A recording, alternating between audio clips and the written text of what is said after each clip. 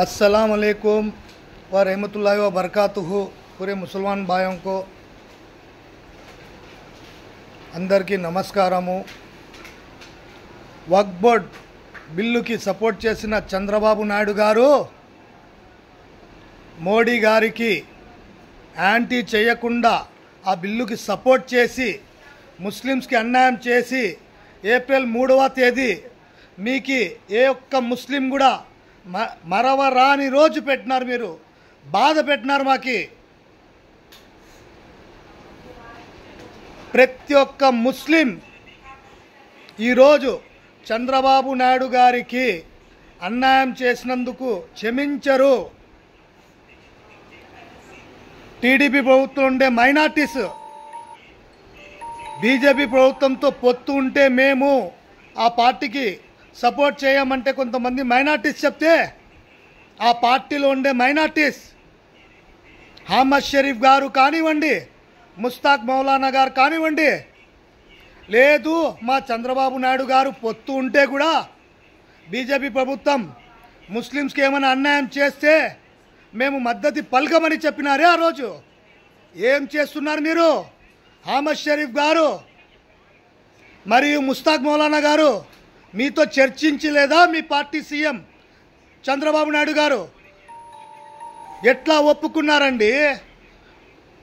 మీకు ఎవరిచ్చిన హక్కు? మా వక్ఫ్ బోర్డు ప్రాపర్టీస్ మా పెద్దోళ్ళు వక్ఫ్ చేసిన ప్రాపర్టీస్కి రైట్స్ మోడీ గారికి సపోర్ట్గా మీరు ఎట్లా నిలబడినారు? రాండి, ఇంకో తూరి ముస్లిమ్స్ దగ్గర ఒక ఇఫ్తార్ విందులో కూడా రాండి, తెలుస్తుంది మీకు। రంజాన్ నెల అంతా మేము ఒక్క పొద్దులుండి సంతోషంగా రంజాన్ పండుగ చేసుకునే రోజు ఏప్రిల్ 3వ తేదీ ప్రతి ఒక్క ముస్లింకి మీరు బాధ పెట్టినారే। రాబోయే కాలంలో మీకు ఖచ్చితంగా మున్సిపాలిటీ ఎలక్షన్లో ప్రతి ఒక్క మైనార్టీతో ఓట్లు వేయించుకొని వైఎస్ఆర్ ప్రభుత్వం మీకు బుద్ధి చెబుతుందని తెలుపుతున్నాను। అలాగే టీడీపీ ప్రభుత్వంలో ఉండే మైనార్టీస్ అంతా ఎట్లా మీకు నిద్ర వస్తుంది? ఏప్రిల్ 3వ తేదీ వస్తే అందరూ ముస్లిమ్స్ బాధపడేప్పుడు మీ ఇంట్లో వాళ్ళు అడుగుతారు, ఏం నాన్నగారు, ఏం అన్నగారు, వక్ఫ్ బోర్డ్కి ఆ రోజు మా హక్కులన్నీ ఏప్రిల్ 3వ తేదీ బీజేపీ ప్రభుత్వం బిల్ పాస్ చేసిందే, అప్పుడు మద్దతు పలికిన పార్టీలో మీరు కూడా ఉన్నారా అంటే అప్పుడు మీరు ఏమంటారండి మీ పిల్లలకి? చెప్తున్నా,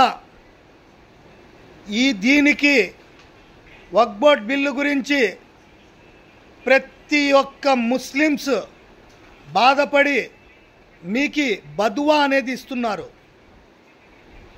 అది తొందరలో మీరు మా అల్లా మీకు ఖచ్చితంగా దీనికి గుణపాఠం చెప్తారు।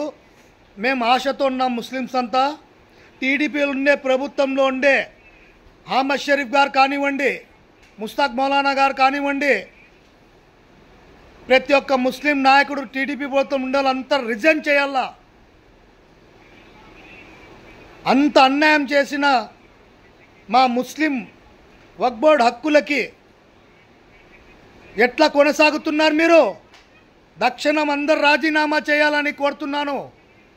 నేనే కాదు ఇది కోరడం, ఢిల్లీ నుంచి గల్లీ వరకు ప్రతి ముస్లిం కూడా మీ పార్టీ మీద ఎంతగా తిడుతున్నారో ఒక తూరి బజార్లో పోయి విచారించండి। అయిపోయింది మీ పని। టీడీపీ ప్రభుత్వం పార్టీ ఇంకా ముస్లిం సోటు ఎన్నడికి కూడా మీకు దక్కదు। ఆ అల్లా ఆశీస్సులతో మీకు అల్లానే చూసుకుంటాడని ఆ అల్లా మీద వదిలేస్తున్నాం। ఖుదా హాఫిజ్।